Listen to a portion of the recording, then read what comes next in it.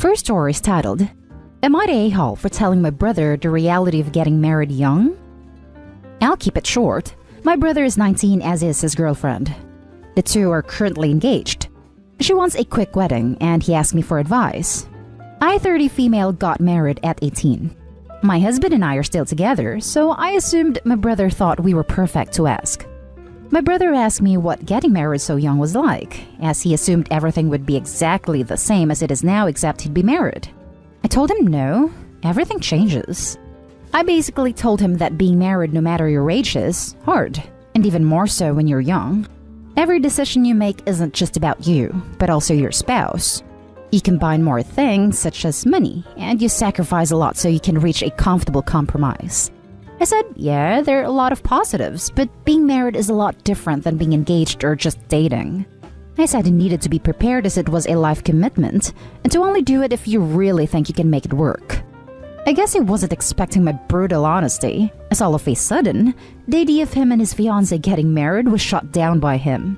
Now, I've got my parents and her family telling me how much of an a-hole I am, because I'm preventing them from doing what they want to do. Now for the top comments. Not an a-hole. He asked and you delivered.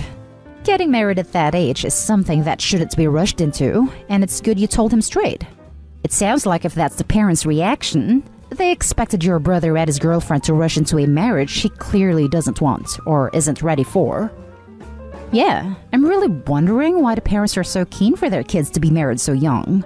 Definitely not an a-hole. You were honest and gave balanced advice. It sounds like he had a romanticized idea of marriage and you gave him some much-needed clarity. Not an a-hole. He doesn't want to get married so young and is looking for confirmation. At least that's what I read from his reaction. How has he treated you since? He has been completely fine. He hasn't really been talking about it though. Not an a-hole. Anyone who can be talked out of marriage in a couple of conversations about the realities of commitment and responsibility should not be getting married. Yeah, I was going to say, what Opie wrote in the post isn't even bad. If they're engaged, ideally they should already be thinking of themselves as a unit and making decisions for the good of both people. Now for the next story. Am I the a-hole for telling my brother he needs to accept the fact he's poor? I'm 8 years older than my brother, who's in his second year of university. I was lucky enough to have my parents be in a position to pay for everything, as well as send me money weekly. This meant I graduated with zero debt and was able to travel. I didn't have to work, but I did because I enjoyed bartending work. I'm aware of just how lucky I was. I'm not denying it. However, since I've finished uni, my parents' fortunes have taken a turn for the worse. Due to my father's illness and a variety of other factors, my parents are unable to finance quite the same lifestyle for my brother as they were for me. Now, to be clear, it's not as if he's on the breadline. In the UK, university is £9,250 a year, which is paid for by the government and repaid after graduation, and only on what you earn over £21,000 a year like a graduate tax. He also has a maintenance loan of around £6,000, often used for day-to-day expenses, which is repaid in the same way. He's at uni for roughly 27 weeks a year, so that amounts to £220 a week. There's also his rent, but I pay that and he won't need to repay me. With all this said, my brother keeps complaining how he has no money and that he can't do anything. He complains to our parents, who are stretched thin, so won't be able to help and causes them stress. He complains to me, asking me to send him money, despite the fact I pay his rent and phone bill. Eventually, I became so irritated by his incessant complaining that I warned him that if he were to ever complain to my parents, I'd cut him off. I told him £200 a week was more than enough to live on, and if he was adamant about not being able, or wanting, to work, he'd have to accept being poor and set his expectations low. He didn't take this well and accused me of not being able to understand his position, as I was able to do pretty much what I wanted at uni, and how it isn't fair how he can't do the same. I said, well, it might not be fair, it is how it is, and he had to move on. Now for the top comments. Not a a-hole. Rent is typically the biggest monthly cost and he doesn't have to pay it. And he doesn't have to pay for his phone, so basically he has £200 a week to spend on food and necessities. That's plenty. If it's not, he can get a job and live within his means. Not an a-hole. I'm a grown adult supporting a family. I don't spend the equivalent of $275 on food and random stuff every week. That's nearly a full-time minimum wage job in the US. $275 times 52 weeks is equal to $14,300 divided by 7.5 per hour. Federal minimum wage is equal to 1,972 hours. Full-time is 2,080. I'm not saying anyone should ever try to live in US minimum wage because our economy is literally a joke. But the point is, $275 a week is dang good money for an unemployed college student. Not a day-hole. 200 pounds a week? I lived off 3,000 pounds a month after rent, and I felt rich in comparison to a lot of my friends. It's unfortunate that he hasn't been able to have the same experience as you, but in comparison to most people at university, he is very wealthy. Mate, I thought this exactly.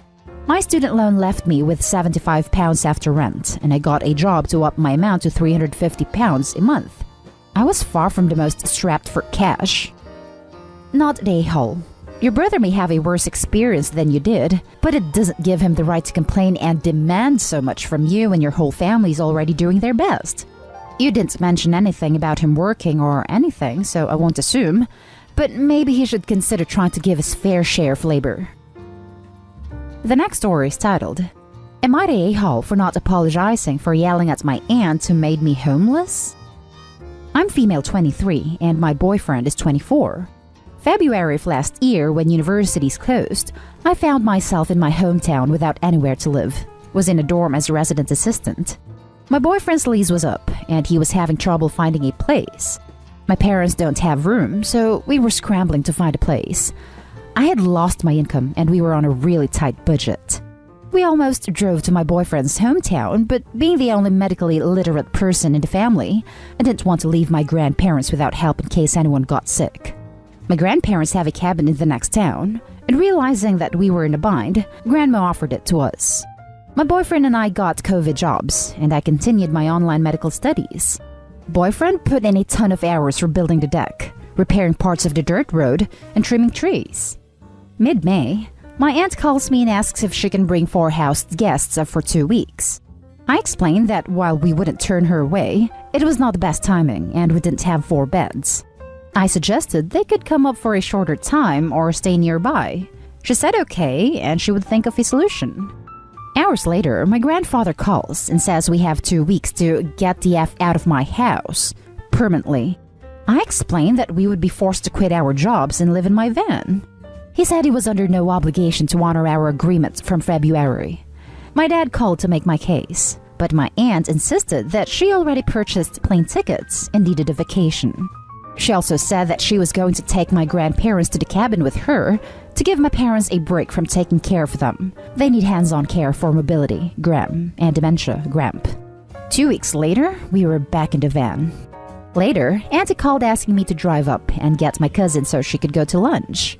When I arrived, my grandpa looked bruised, and it turned out that while my aunt was visiting friends the day before, he had fallen off a chair changing a light bulb. He had clearly torn something rotator cuff related in his shoulder. As I put together what had happened, I got upset.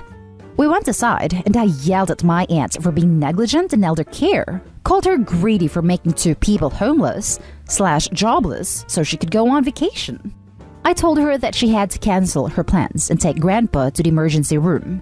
They ended up staying only 3 days before going back to town. I haven't spoken to my aunt since.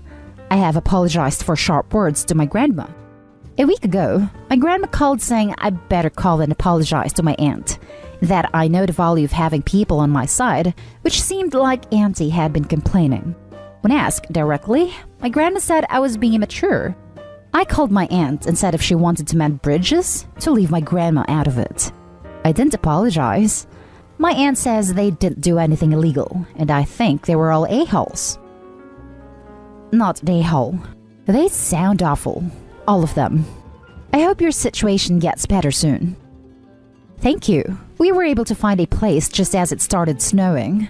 I was going to add that, but was pushing up against the word limit. I'm glad about that. Did you ever figure out what your aunt told your grandfather to get him to kick you out like that? I was surprised that didn't come up in your account, and I wonder if part of the reason some of your family is unsupportive of you here is that some nasty remnants of your aunt's lies are floating around in the family, getting them to interpret your actions negatively. I never found out, beyond that she was sad on coming on vacation. I suspect that she went on about how they were enabling us to be freeloaders, or maybe even that we pose a risk due to our COVID patient care jobs. Not the a-hole. I'm sorry you have such horrible relatives. If Gram calls again, I'd straight up ask her how she feels making you homeless. Is her daughter's vacation more important than a granddaughter having a place to live? Yes, well, good luck then, Gram. Have a nice life. Did go no contact with them. Also r/just no family. Yep, I can't believe the entitlement of the aunt. Or that the grandparents would make their own grandchild homeless to accommodate aunt's freaking vacation. Not a hole, but please stop letting your family treat you horribly. Now for the last story. Am I the a-hole for wanting to kick my sister-in-law and her boyfriend to the curb when they have nowhere to go? Long story short, my 23 female sister-in-law, 20 female, and her boyfriend, 20 male, have come to live with us because they got kicked out of the boyfriend's parents' house and then my in-law's house. My in-laws struggle with substance abuse, and my husband is my sister-in-law's only sibling. I told them they could come stay with us, as long as they got jobs and sister-in-law got her GED, and they cleaned up after themselves. We don't charge them any rent, and they were only supposed to pitch in like $200 a month for groceries when they started working. We have 2 kids, and my husband is the only one working currently. They have been here since the end of October, and only one of them is working. Altogether, I'd say they've worked maybe 3 weeks, and they're on workplace number 4. It's been 3 months. They argue with us when we tell them to do things, complain that the Wi-Fi doesn't reach their bedroom so it makes playing video games hard, refuse to pay for any of the groceries or household supplies they use. They have enough money to buy booze and vape pods, but not enough to pay their car insurance, which led them getting a court date when they got pulled over. Guess who got to pay for their car insurance? Us. This is literally wrecking my marriage because I'm so angry all the time from these freaking adult moochers living in my house. We have offered to pay for a deposit and first month's rent on an apartment for them, but they don't want that. I've got to be able to keep a job for longer than a week first. Direct quote from my sister-in-law. Not to mention, she's been talking about having a baby. We've tried nicely talking to them. I've tried being hard on them too, and nothing is working. I'm done, and I want them out. Would I be the a-hole if I told them they can either pay for half of an apartment, and we can pay the other half by April 1st, or they can find somewhere to go? Either way, they're getting the hell out of our house, even if it's to the streets. Now for the top comments. Not a a-hole. You've offered 2 months of free rent for their own apartment. They don't want to work. Kick them to the curb because then it'll be, would I be the a-hole if I kick my pregnant sister-in-law and husband to the curb? I still remember that AITA about some family member/relative who moved in with their significant other and coincidentally, after being asked to move out after overstaying their welcome, announced they were pregnant and acting like they were going to be staying after all. Not the a-hole. Your offer is much more reasonable than the offer I would make them.